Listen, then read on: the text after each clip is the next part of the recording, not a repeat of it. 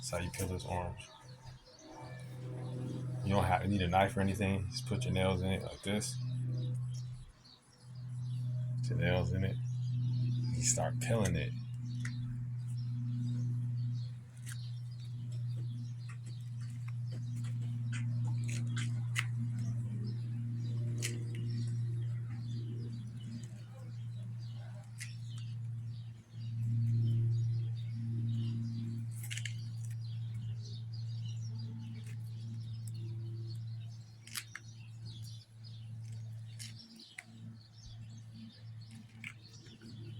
So you almost got it done. Use two hands or one hand. But I usually normally one hand. I hold it with the other hand. Having nails will help. If you don't have nails, you still can peel it.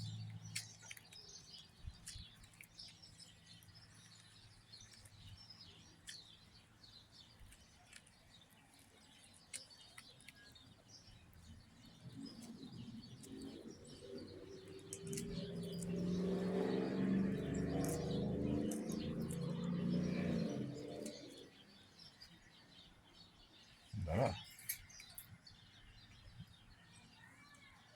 that's how you peel an orange. Peace.